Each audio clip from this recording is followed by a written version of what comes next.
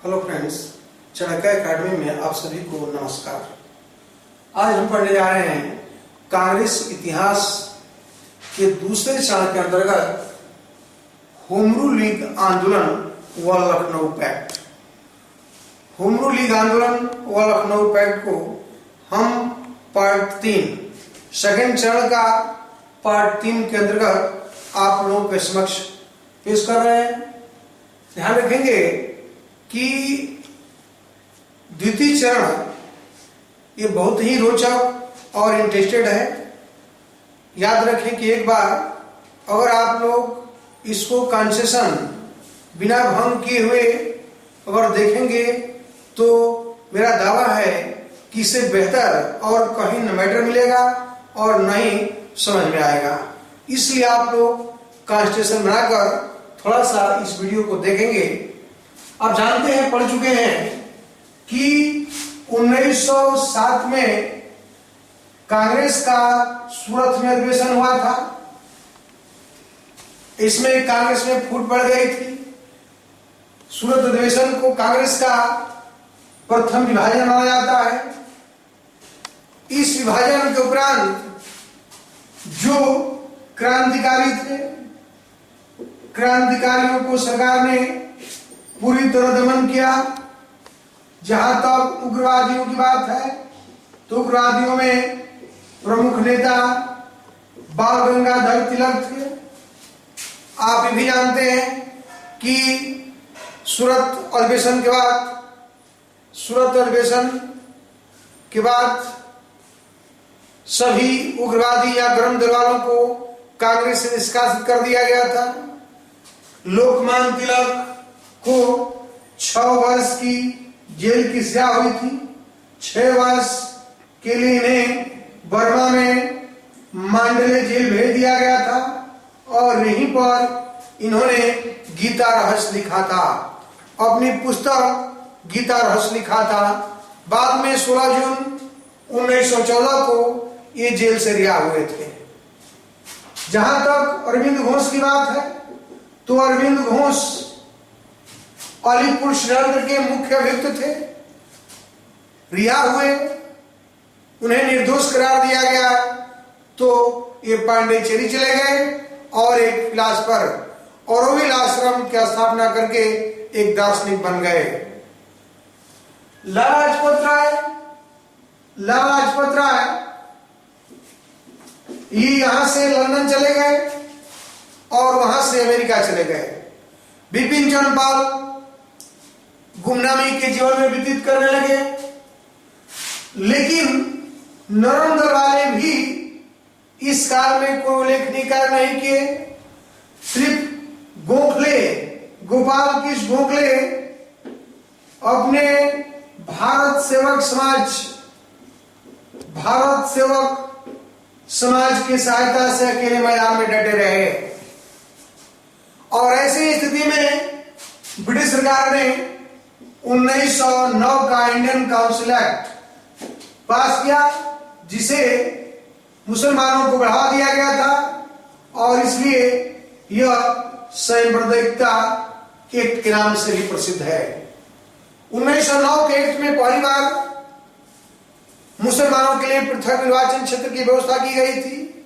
इसीलिए इसे सांप्रदायिक एक्ट भी कहते हैं और इसी को मार्ले मिंटो सुधार भी कहते हैं।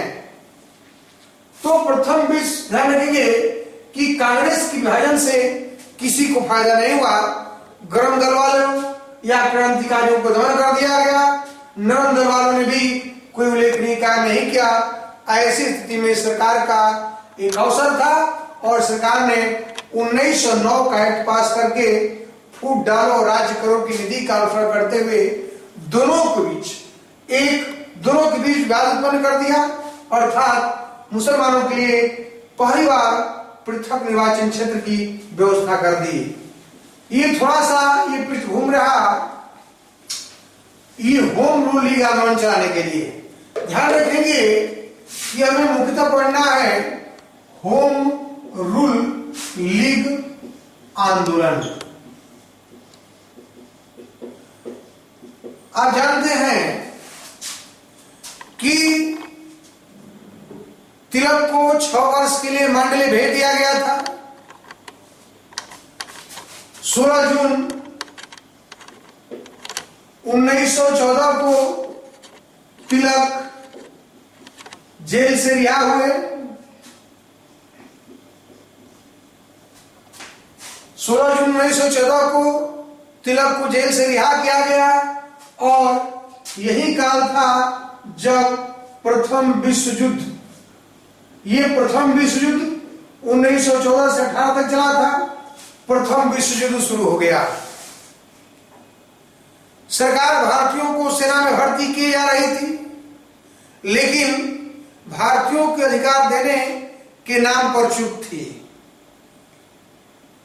सेना में भर्ती की जा रही थी, लेकिन भारतीयों को कोई अधिकार नहीं देना चाहती थी, ऐसे मौके पर चुप थी। तब तिलक ने कहा कि यदि ब्रिटिश सरकार अपने अस्तित्व की रक्षा के लिए भारतीयों पर आश्रित है, तो सरकार का कर्तव्य है कि वह भारतीयों को स्वशासन प्रदान करे। इन्होंने स्वशासन की मांग की और इस स्वशासन की मांग को ध्यान में रखते हुए इसी मांग के लिए उन्होंने होम रूल लीग का गठन किया। आप जानते हैं कि तिलक के होम रूल का गठन अप्रैल 1916 में बेलगांव कर्नाटक के बेलगांव में हुआ था, जिसके अध्यक्ष बैप्टिस्टा थे, जोसेफ बैप्टिस्टा। इनका पूरा नाम है जोसेफ बैप्टिस्टा।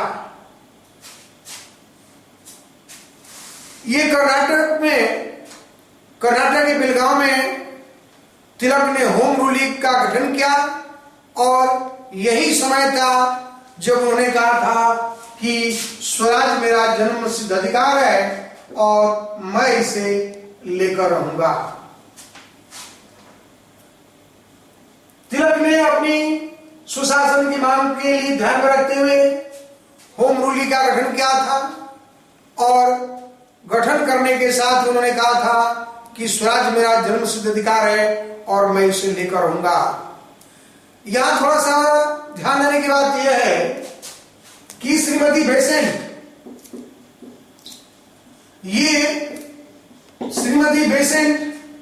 ने भी एक होम रूल लीग आंदोलन चलाया था। यद्यपि लोकमान्य तिलक से पहले श्रीमती बेसेंट स्वशासन की मांग कर रही थी। ध्यान रखेंगे कि तिलक से पूर्व ही श्रीमती बेसेंट स्वशासन की मांग कर रही थी, किंतु कांग्रेस में थी और कांग्रेस उन्हें ऐसा आंदोलन चलाने की अनुमति नहीं दे रही थी। इसी का परिणाम था कि श्रीमती बेसेंट का होम रूल लीग का गठन बाद में हुआ। सितंबर 1916 में मद्रास के अड्यार में श्रीमती बेसेंट के होम रूल लीग का गठन हुआ था, जिसके सचिव अरुणडेल तथा अध्यक्ष वीपी वाडिया थे। दोनों संगठनों ने होम रूल लीग आंदोलन के दोनों संगठनों ने यानी कि तिलक के होम रूल लीग और श्रीमती बेसेंट के होम रूल लीग ने काफी प्रचार किया, जनमत को जुटाने, प्रशिक्षित करने का काम किया था, लेकिन दोनों का एक ही उद्देश्य था, एक ही था और वो था स्वशासन की प्राप्ति। यद्यपि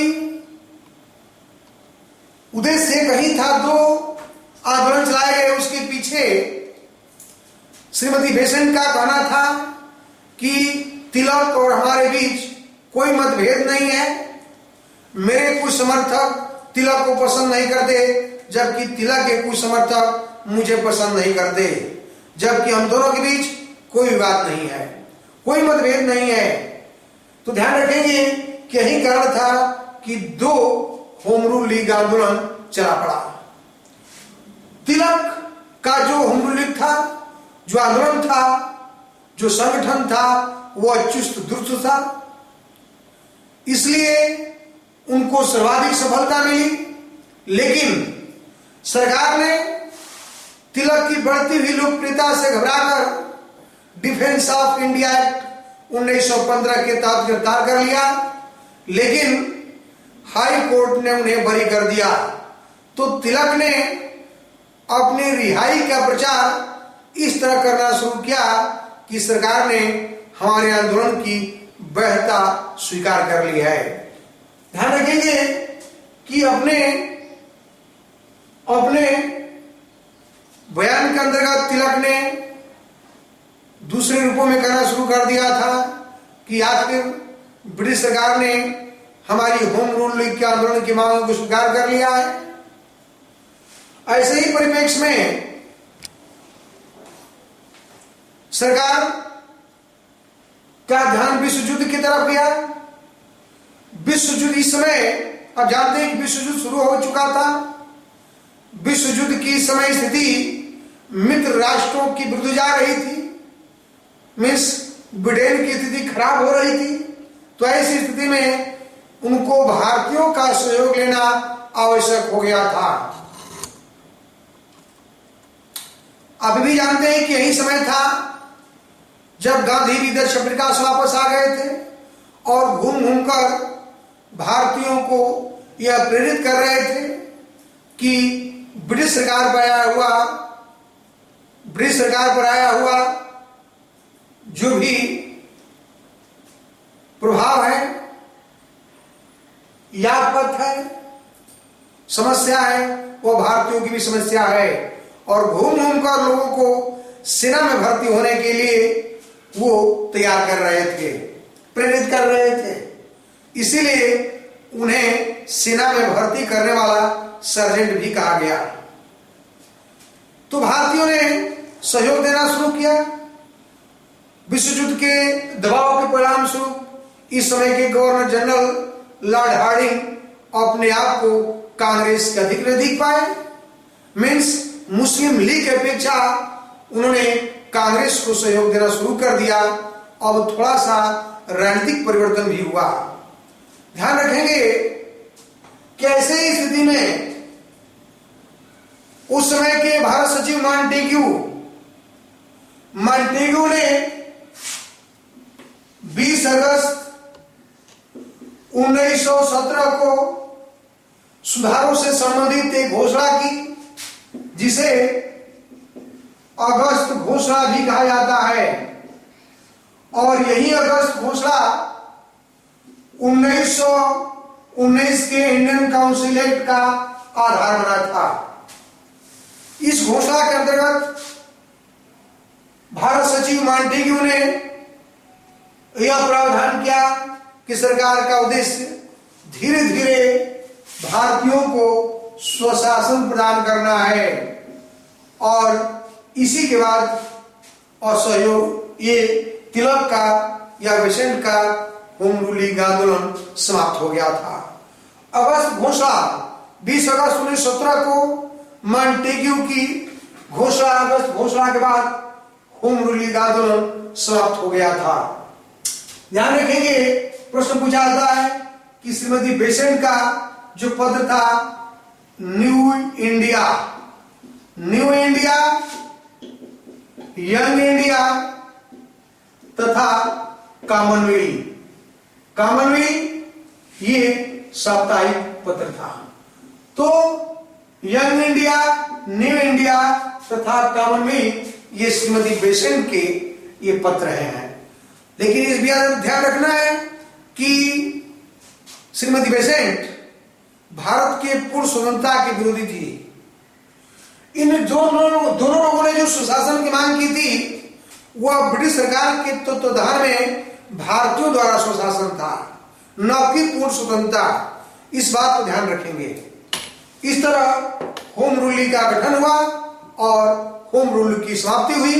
होम रूल की एक सबसे बड़ी उपलब्धि यह थी कि चरण के लिए होम लीग आंदोलन ने तीसरे चरण के लिए एक ऐसा योद्धा तैयार किया जो अपने क्षेत्र में अड़िग थे और इन योद्धाओं का साथ तीसरे चरण के नेतृत्व करने वाले गांधी को मिला और गांधी इन योद्धाओं के सहयोग से अपने लक्ष्य को प्राप्त कर लिए थे।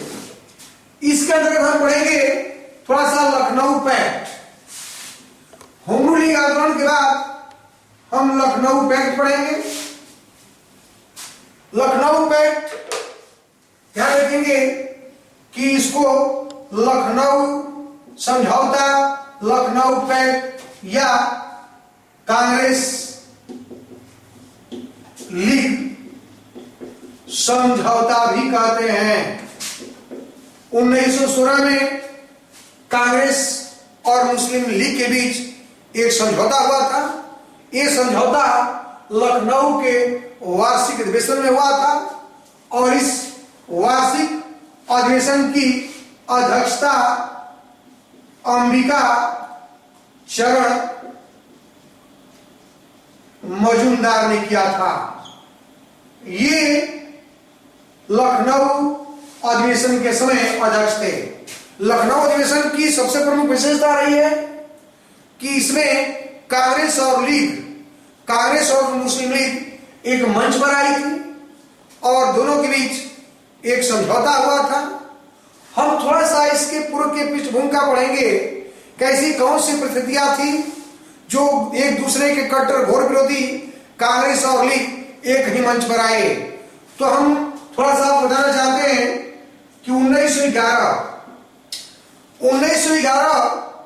ईस्वी में तुर्की पर इटली ने आक्रमण कर दिया तो ब्रिटेन ने तुर्की की कोई सहायता नहीं की। 1911 में जब तुर्की के विरुद्ध इटली ने युद्ध की घोषणा की तो ब्रिटेन ने कोई सहायता नहीं की। उल्टे 1911 ईस्वी में ही बंगाल विभाजन बंग भंग को रद्द कर दिया गया। भारत की राजधानी कलकत्ता से दिल्ली स्थापित की गई तथा बंगाल से असम को बाहर करके एक नया प्रांत बना दिया गया। 1911 की घटनाओं को ध्यान रखेंगे कि तुर्की के विरुद्ध इटली ने युद्ध की घोषणा की, ब्रिटेन ने कोई सहायता नहीं की। 1911 में ही बंगाल विभाजन को रद्द कर दिया गया। भारत की राजधानी कलकत्ता से दिल्ली घोषित गई। ये दिसंबर, ध्यान रखेंगे कि दिसंबर 1912 में राजधानी दिल्ली बनी थी। असम को नया प्रांत बना दिया गया। अब प्रथम विश्व युद्ध होने का आसार थे, भारतीयों से सहयोग आवश्यक था। Lord Hardinge, governor general lord Hardinge ने कांग्रेस को समर्थन देना शुरू कर दिया। इसी बीच 1912-13 में बाल्कन युद्ध हुआ। बाल्कन युद्ध यूरोप में, ये बाल्कन युद्ध एशिया यूरोप के बॉर्डर तुर्की में, ये बाल्कन युद्ध से मुसलमानों को लगा कि ईसाई शक्तियां तुर्की को समाप्त करना चाहती हैं।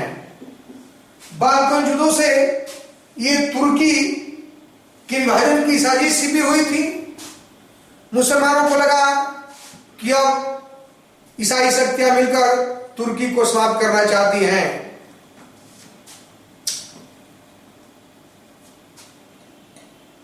प्रथम विश्व युद्ध में मित्र राष्ट्रों के विरुद्ध तुर्की था। ध्यान रखेंगे, तुर्की ब्रिटेन के विरुद्ध था। प्रथम विश्व युद्ध में तुर्की मित्र राष्ट्रों के विरुद्ध था और यही कारण था कि सरकार और मुस्लिम लीग के बीच दरार बन गई, अर्थात मतभेद हो गया। इस समय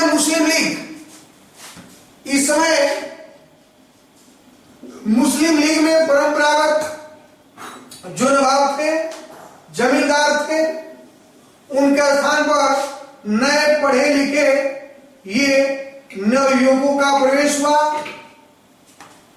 इस समय मुस्लिम लीग में जो परंपरागत नवाब और जमींदार पकड़ बनाए हुए थे, उनका स्थान अंग्रेजी पढ़े लिखे नवयुवकों ने ले लिया था।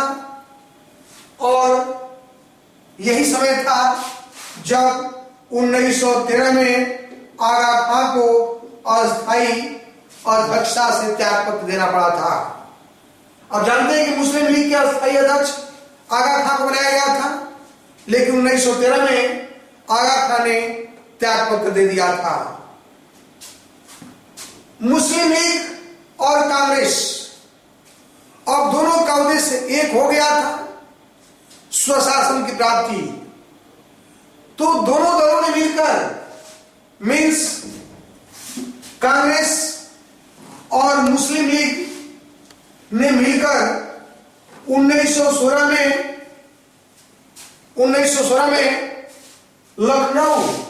लखनऊ में एक सम्मेलन किया था। और हम बता चुके हैं कि कांग्रेस और लीग के बीच जो समझौता हुआ उसे लखनऊ पैक्ट कहते हैं। और इस सम्मेलन की अध्यक्षता अंबिका चरण मजूमदार ने किया था। इन दोनों दलों को मिलाने का श्रेय, प्रश्न पूछा गया है, इन दोनों दलों को मिलाने का श्रेय गरम दल के नेता लोकमान्य तिलक को है। इस लखनऊ पैक्ट में कहा गया था, कांग्रेस ने स्वीकार कर लिया था कि पृथक निर्वाचन क्षेत्र ध्यान रखेंगे, और लीग ने कहा था कि हम कांग्रेस की मांगों का समर्थन करेंगे। लखनऊ पैक्ट का सार ये रहा कि मुस्लिम लीग ने कांग्रेस के मांग को समर्थन देने का वादा किया, बदले में कांग्रेस ने मुसलमानों के लिए पृथक निर्वाचन क्षेत्र की मांग स्वीकार कर ली और विधानसभा में, मीन्स केंद्रीय विधायिका में उनके लिए 1/3 सीटें आरक्षित कर दी गई। ये आगे चलकर बहुत ही खतरनाक साबित हुआ। लखनऊ पैक्ट देश के विभाजन का एक कारण भी बना, क्योंकि कांग्रेस ने अपने नाम की सार्थकता खो दी। अखिल भारतीय कांग्रेस ने अपने नाम की सार्थकता खो दी, क्योंकि अप्रत्यक्ष रूप से स्वीकार कर लिया कि कांग्रेस हिंदुओं की प्रतिनिधि है, जबकि मुस्लिम लीग मुसलमानों की प्रतिनिधि है। और अंततः इसी के आधार पर सरकार ने सांप्रदायिकता को बढ़ावा देना शुरू किया और देश की विभाजन का कारण बना था। यही लखनऊ पैक्ट। और अभी देखेंगे कि गरम दल, लखनऊ पैक्ट को गिराने वाले ये उग्रवादी, वो गरम दल के नेता वो तिलक थे। इसी सम्मेलन में गरम दल, कांग्रेस के गरम दल और नरम दल भी एक हो गए, और इन दोनों को एक करने का श्रेय श्रीमती एनी बेसेंट को है। इसी अधिवेशन में श्रीमती बेसेंट के प्रयास से गरम दल और नरम दल भी एक हो गए। परिणाम स्वरूप श्रीमती बेसेंट को उपहार स्वरूप 1917 में कांग्रेस का अधिवेशन कलकत्ता में हुआ और कलकत्ता में श्रीमती बेसेंट को अध्यक्ष चुन लिया गया। और आप जानते हैं कि कई बार प्रश्न पूछा गया है कि कांग्रेस के अध्यक्ष बनने वाली प्रथम महिला कौन थी, तो कांग्रेस के अध्यक्ष बनने वाली प्रथम महिला श्रीमती बेसेंट थी, जो 1917 में कलकत्ता कांग्रेस अधिवेशन में अध्यक्षता की थी। लेकिन प्रथम भारतीय महिला सरोजिनी नायडू थी, इस बात को ध्यान रखेंगे, जो 1925 में कानपुर अधिवेशन की अध्यक्षता की थी। लेकिन कांग्रेस का अध्यक्ष बनने वाली प्रथम महिला श्रीमती बेसेंट थी। एक प्रश्न पूछा गया है कि कौन सा राष्ट्रवादी नेता था जो लखनऊ पैक्ट का विरोध किया था, मुस्लिम लीग कांग्रेस समझौते का विरोध किया था? वो थे मदन मोहन मालवीय। ध्यान रखेंगे कि लखनऊ पैक्ट का विरोध करने वाले नेता मदन मोहन मालवीय थे और यह प्रश्न कई बार पूछा गया है। इसी के साथ मैं इस सेकंड चरण को समाप्त करता हूं और इसके बाद इससे संबंधित टेस्ट पेपर आपको उपलब्ध होगा। उम्मीद है कि आप इसको क्रम में पढ़ते रहें और इससे ज्यादा कुछ भी पढ़ने की आवश्यकता नहीं है। मेरा दावा है कि इस फ्रीडम स्ट्रगल जो सुंदर संघर्ष में शुरू किया हुआ हूं, उस सुंदर संघर्ष से बाहर एक भी प्रश्न नहीं जाएगा, चाहे वो सिविल का हो, चाहे वनडे का हो या किसी भी एग्जाम का हो। और मुझे उम्मीद है कि आप इसे लाइक, शेयर और कमेंट करेंगे। तब तक के लिए धन्यवाद। आप लोग